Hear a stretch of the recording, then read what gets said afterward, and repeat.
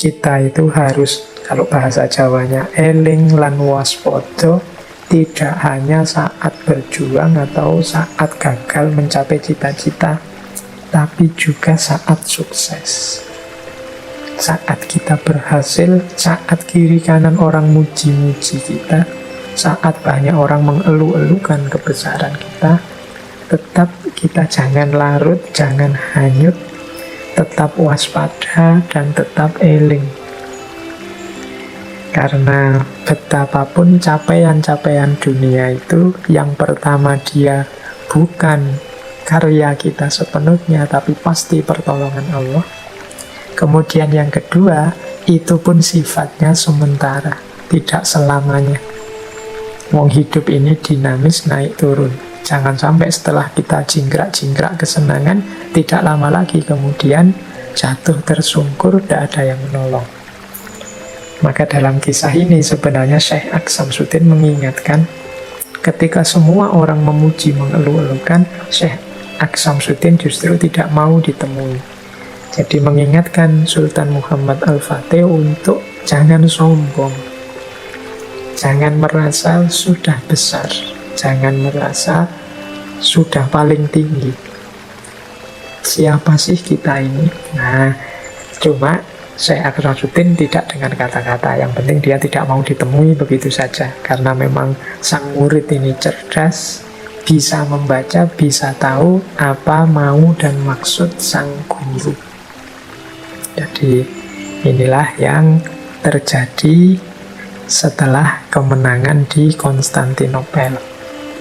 Baik, masih ada kisah yang lain bersama Syekh Syamsuddin ini. Jadi satu ketika di waktu yang sama setelah penaklukan Konstantinopel, pembukaan benteng, Sultan Muhammad mendatangi Syekh Syamsuddin. Kali ini sudah mau Syekh Syamsuddin ditemui. Tetapi saat Sultan masuk ke kamar Syekh, ternyata Syekh tidak menyambut beliau dengan berdiri. Syekh hanya menyambut sambil berbaring. Ya, Sultan Muhammad ya tidak protes, wong gurunya kan, silahkan apa saja, beliau tetap taklim, beliau tetap tawaduk di hadapan gurunya, mencium tangan gurunya. Nah, maksudnya Sultan Muhammad saat itu, jadi Sultan Muhammad ini kan karena sangat terpengaruh oleh gurunya yang seorang sufi ini, jadi beliau ini tertarik setelah kesuksesan menaklukkan Konstantinopel itu, beliau ingin menjalani hidup seperti Syekh Syamsuddin. Jadi beliau ingin berkholwat, asyik dengan Allah seperti Syekh Syamsuddin. Nah, beliau masuk kamar dengan niat itu. Tetapi ya mungkin Syekh Syamsuddin ini kan seorang wali, jadi beliau tahu apa yang dimaksud oleh muridnya, dan Syekh Syamsuddin tidak menyambut keinginan murid itu. Dan benar ketika Sultan menyampaikan maksudnya, Syekh, aku ingin berkhalwat sebagaimana Anda. Nah, Syekh Syamsuddin ya karena sudah tahu sebelumnya, tentu saja permintaan itu ditolak. Proteslah Sultan, loh kok orang lain minta izin untuk berkhalwat bersama sampean, bersama Anda kok diizinkan, sementara saya minta kok ditolak. Jadi protes Sultan ini karena dia ingin uzlah, dia ingin khalwat, dia ingin menjauh dari urusan duniawi. Jadi beliau merasa sudah tuntas ini urusan dunia, Konstantinopel saja sudah jatuh. Nah, jawabannya Syekh Syamsuddin apa? Sesungguhnya jika engkau berkholwat, maka engkau akan memperoleh kenikmatan yang membuat urusan dunia jatuh di matamu. Dengan demikian, maka urusan lain akan kacau balau. Dan ini akan lahir ketidakseimbangan dalam hidup di dunia ini. Padahal kholwat itu tujuannya menciptakan keseimbangan. Jawab Syekh Syamsuddin. Jadi ya ini dengan kata lain, loh, kamu masih punya banyak tanggung jawab, kamu masih punya banyak amanah yang harus ditunaikan. Dengan melakukan kholwat, engkau memang akan mendapat kenikmatan kesadaran betapa remehnya dunia. betapa tidak pentingnya dunia. Harga dunia akan jatuh di matamu.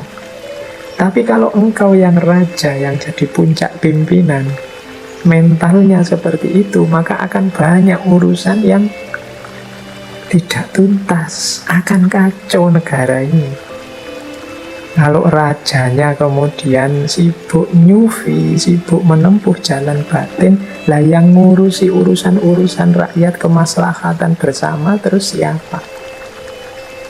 Nah, ini kritiknya Syekh Samsudin. Bukan berarti kholwat itu jelek. Setiap orang punya tugas dan tanggung jawab dan jalan hidupnya sendiri-sendiri. Ini dengan kata lain sebenarnya menuju Allah, dekat dengan Allah, itu ada banyak jalan, termasuk jalan yang memang ditetapkan oleh Allah untuk kita. Ada yang ditetapkan jadi pengajar, ya tempuhlah jalan untuk dekat dengan Allah sebagai seorang pengajar. Misalnya kita ternyata jalan hidup kita sebagai petani, ya sudah, kita menjalankan amanah menjadi petani itu sebaik mungkin, dan kita jadikan pertanian itu sebagai bekal kita untuk semakin dekat dengan Allah. Mungkin ada yang mendapat amanah dagang, perdagangan, yuk kita jadikan perdagangan itu sebagai jalan kita untuk semakin dekat dengan Allah. Sebagaimana Sultan Muhammad Al-Fatih, ya karena beliau raja, silahkan dijalankan amanah sebagai raja secara adil, dan itu akan bisa menjadi jalan untuk semakin dekat dengan Allah. Jadi tidak harus persis sama seperti yang dilakukan oleh orang-orang tertentu yang memang oleh Allah diistimewakan untuk bisa hidup tidak melakukan apa-apa, hanya untuk Allah saja. Jadi ini kalau teman-teman membaca Al-Hikamnya Ibnu Athaillah, ya, di situ kan dijelaskan ya manusia itu ada yang makomnya makom tajrid, ada yang makomnya makom asbab. Yang tajrid ya silahkan berjalan di jalan tajrid, yang masih asbab ya berjalan lewat jalur asbab. Asbab itu makom yang masih hidup dengan memedomani sunnatullah, sebab akibat. Kalau ingin kaya ya bekerja, kalau ingin membantu orang lain ya sedekah dan lain sebagainya. Ini masih makom asbab, masih terikat oleh sunnatullah hidup duniawi. Nanti ada orang-orang yang memang makomnya tajrid, hidup hanya untuk Allah saja. Dia tidak peduli kebutuhannya, dipasrahkan pada Allah. Allah yang akan mencukupi kehidupannya. Ini namanya makom tajrid. Seperti Syekh Samsudin tadi, makomnya makom tajrid. Tapi kalau Sultan Muhammad Al-Fatih, ini dia raja oleh Allah, diposisikan di makom asbab. Dia harus mengelola dunia ini sebagai khalifahnya. Kita juga begitu, harus paham makom kita. Bukan berarti kalau yang bisa dekat dengan Allah itu makom tajrid saja, yang asbab pasti tidak. Dekat dengan Allah itu bisa aneka jalan, sesuai dengan jalan hidup yang sedang kita tempuh, kita hadapi. Sehingga ketika Syekh Muhammad Al-Fatih minta kepada gurunya agar dia bisa ikut gurunya menempuh jalan tajrid, dilarang oleh Syekh Samsudin, karena ya makomnya Syekh Muhammad Al-Fatih tidak di situ.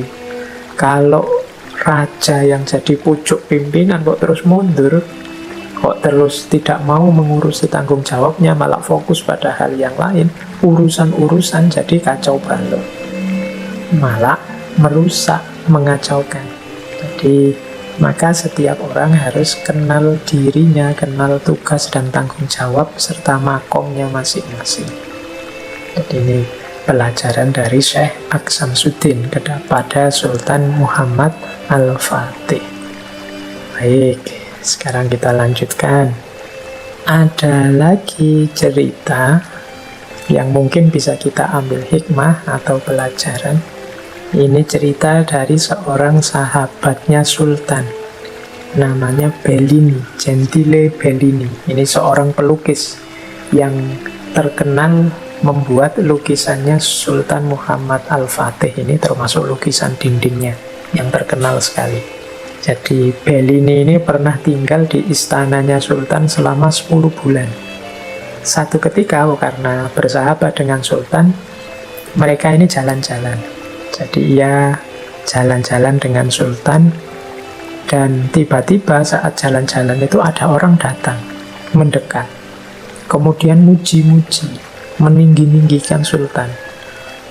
Biasanya kalau orang seperti ini itu dia mengharapkan dapat hadiah, dan Bellini menunggu, ini orang ini mau dikasih hadiah apa sama Sultan. Tapi ternyata Sultan diam saja, tidak memberi apapun kepada orang ini. Dan tampaknya Sultan memang tidak terlalu senang didekati orang itu dan dipuji-puji. Nah, akhirnya Bellini bertanya, Sultan, setiap orang itu harusnya suka dipuji. Kenapa sih engkau tidak memberi uang, memberi hadiah kepada orang itu? Biasanya kan kalau raja itu dipuji-puji, terus dia senang, terus yang muji diberi hadiah. Tapi Sultan Al-Fatih kok tidak, malah dia tampak tidak senang. Nah, Sultan jawab, aku suka kalau dipuji orang-orang yang pintar, bukan dari orang-orang yang gila. Nah, ini mungkin penting ya pelajaran bagi kita. Jadi dipuji atau dikritik itu kalau proporsional tidak masalah. Proporsional itu berarti yang muji dan kritik ini orang yang pinter, tidak ada tendensi apa-apa, orang pinter, orang jujur. Itu kan ya, kalau muji memang yang dipuji baik, tulus pujiannya. Kemudian kritik juga dilakukan dalam rangka kepedulian, ingin memperbaiki, tidak ingin menyakiti, tidak ingin menjatuhkan. Nah, itu pujian dari orang-orang pinter. Tapi kalau orang-orang yang hanya ingin muji saja dengan pamrih-pamrih tertentu, misalnya ingin dapat hadiah atau anugerah tertentu, itu kalau bahasanya Sultan ini orang-orang gila.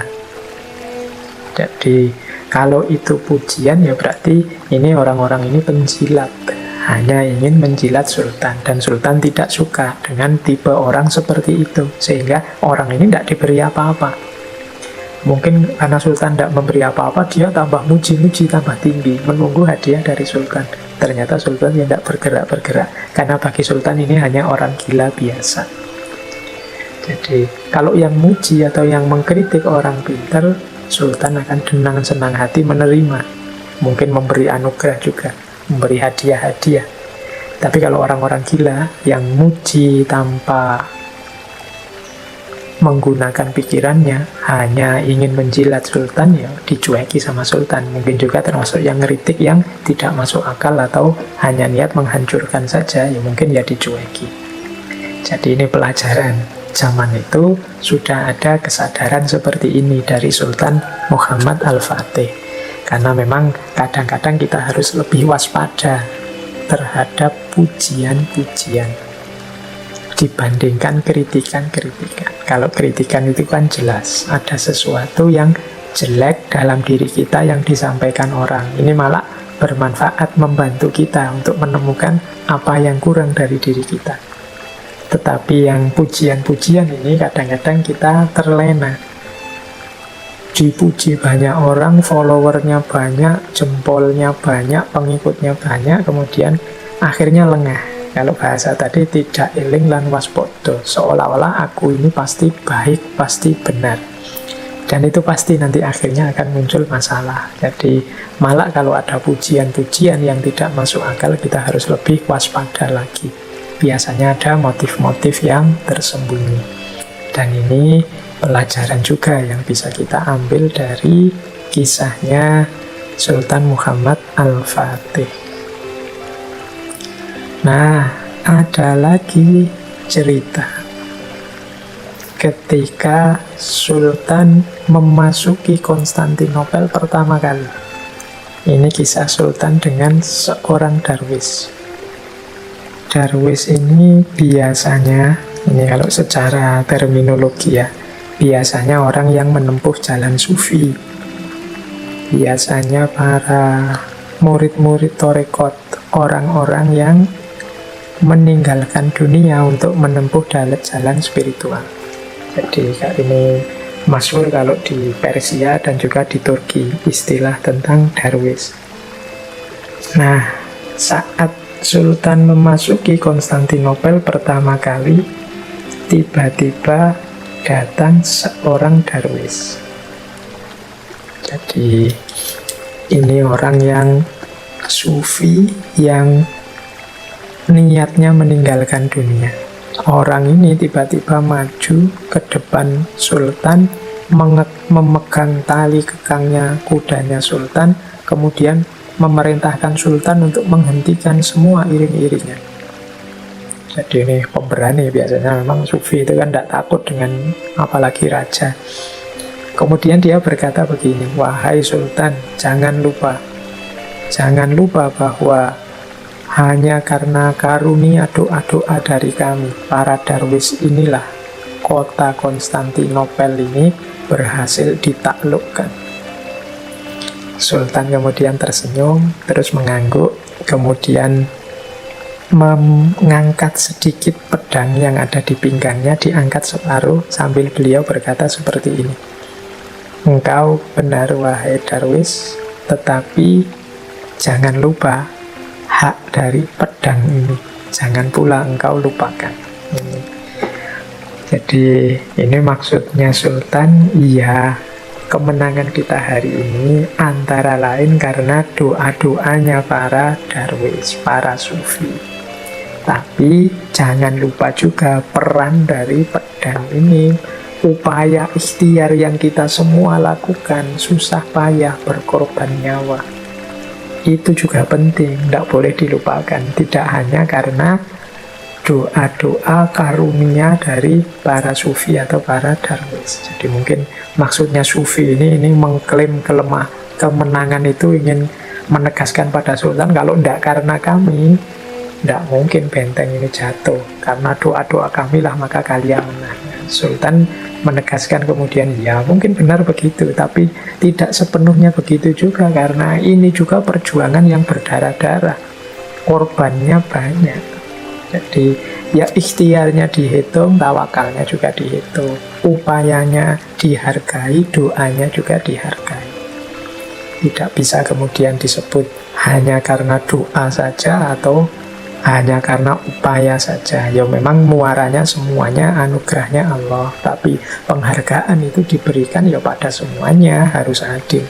Tidak hanya karena doanya para sufi, tapi juga perjuangan upayanya para prajurit. Jadi ini pelajaran juga bagi kita. Kadang-kadang kan kita ini agak ekstrim. Kalau tidak ekstrim di upaya, ya ekstrim di doa. Kita menganggap semua problem itu ya selesai dengan doa. Ada yang sebaliknya, pokoknya diupayakan saja secara maksimal dan melupakan doa. Ya harusnya dua-duanya, seperti petunjuk Sultan tadi. Ya dia benar, sufi tadi benar, tapi jangan lupa selain doa juga ada peran dari pedang ini. Jadi ada peran upaya dan usaha. Baik, wah ini waktunya mau habis. Ada lagi mungkin penting yang menarik, ini satu cerita ketika Sultan ini ada dalam pertemuan ilmiah. Ini mungkin nanti relate dengan kehidupan kita hari ini ya. Ketika dalam satu pertemuan ilmiah, Sultan itu menyatakan, saya ingin Konstantinopel atau Istanbul ini menjadi satu negara kosmopolitan yang isinya sekolah-sekolah unggulan semua. Jadi pendidikannya level tinggi semua. Namun kata Sultan, mengapa ya kok kita masih butuh intelektual, kita masih butuh ulama dari negara yang lain? Apa tidak bisa kebutuhan expert, ahli, ulama, intelektual itu dari kita sendiri? Nah ini pernyataan keprihatinan dari Sultan. Jadi semangat kita untuk meningkatkan pendidikan itu luar biasa, tapi dalam banyak hal termasuk tentang guru-guru, ulama-ulama, kok kita itu masih mendatangkan dari negara yang lain. Nah, akhirnya keprihatinan Sultan ini dijawab oleh para ulama. Jadi seorang ulama menyatakan seperti ini, Sultan, sesungguhnya ilmu itu adalah tradisi. Dan sebuah tradisi itu membutuhkan waktu yang panjang. untuk dapat berakar. Dan dia akan memberikan buahnya setelah berakar. Jadi yang pertama-tama jawabannya ulama, kematangan peradaban ilmu itu tidak bisa instan, tapi dia harus mentradisi dulu, harus mengakar dulu. Dan ini butuh waktu, tidak bisa langsung. Jadi tidak bisa kita rancang program sekarang, kita eksekusi sekarang, hasilnya sekarang. Dalam banyak hal, kita mesti butuh proses yang agak panjang. Jadi ini semacam investasi dulu, pelan-pelan. Kalau kita hanya fokus berhasil dengan cara gonta-ganti program saja, gonta-ganti rancangan saja, jangan-jangan program ini bisa berhasil, jangan-jangan program ini nanti tidak hasil-hasil. Jadi mari yang penting kita tumbuhkan tradisi ilmu, budaya ilmu. Lama-lama dia akan mengakar. Ilmu akan jadi karakter di tengah masyarakat. Kalau sudah begini, pasti akan bermunculan ahli-ahli, bermunculan para ulama, bermunculan para intelektual. Jadi kalau sudah mengakar, tinggal ditunggu buahnya. Ya tidak mungkin kan sudah ada buahnya tanpa akar yang mendalam. Buah itu bisa muncul kalau sudah tanaman itu stabil dan berakar. Sebagaimana peradaban ilmu. Jadi kalau Sultan ingin membangun sebuah negara kosmopolit yang isinya peradaban ilmiah, ya kita harus pelan-pelan. Tidak bisa langsung semuanya terpenuhi. Antara lain yang memang masih harus zaman itu mengundang para ulama dari negara yang lain. Nanti lama-lama di kalangan kita pun pasti ada yang muncul sebagaimana para ulama tadi. Tapi setelah akarnya terbentuk sehingga buahnya bisa kita panen. Nah ini penting mungkin jadi renungan untuk para praktisi pendidikan. Jadi jangan sampai kita membayangkan ada solusi instan bagi problem-problem pendidikan kita. Jadi memang butuh proses pelan-pelan. Satu demi satu masalah akan terselesaikan dan muncul peradaban ilmiah yang unggul. Kadang-kadang kita itu kan tidak sabar, ingin segera jaya di bidang ilmu, ingin segera nomor satu di dunia ilmiah.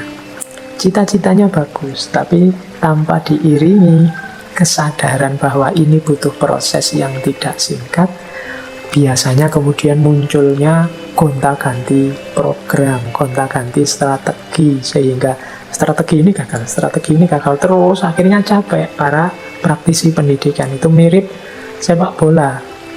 Jadi kita ingin, padahal timnya baru dibentuk, masih baru latihan-latihan dasar, tapi tiba-tiba ingin juara dunia. Tiba-tiba ingin tanding dengan target juara dunia. Ya sulit. Ya harus sabar memang, pelan-pelan prosesnya. Jadi sehingga kalau sudah mengakar itu pasti nanti bisa muncul bibit-bibit unggulan. Jadi problemnya memang mungkin ya ini yang ngerti sepak bola yang tahu. Kalau tentang sepak bola, ya dia harus jadi tradisi dulu yang mengakar. Jadi pelan-pelan kualitas dibangun, pada saatnya akan panen buahnya. Tidak bisa instan. Nah ini pelajaran dari Sultan Muhammad Al-Fatih. Jadi beliau ini prihatin maunya ya segera sukses. Tapi diingatkan oleh para ulama ya tidak bisa. Ada proses yang harus diikuti. Seperti syair yang masyhur sekali itu kan, dari ta'lim muta'alim kita butuh tulus zaman. Jadi butuh waktu yang panjang. Selain dzakaun wa khirsun wa stibarun wa bulghatun wa irsyadu ustadin, dan yang terakhir tulus zaman. Tulus zaman ini butuh waktu yang panjang. Tidak bisa instan. Butuh istiqomah. Ini kayak teman-teman kalau baru belajar, baru membaca 1-2 buku filsafat, yang tidak harus kemudian ingin segera selevel Aristoteles atau Socrates. Kita ya pelan-pelan nanti terbentuk karakter filosofisnya.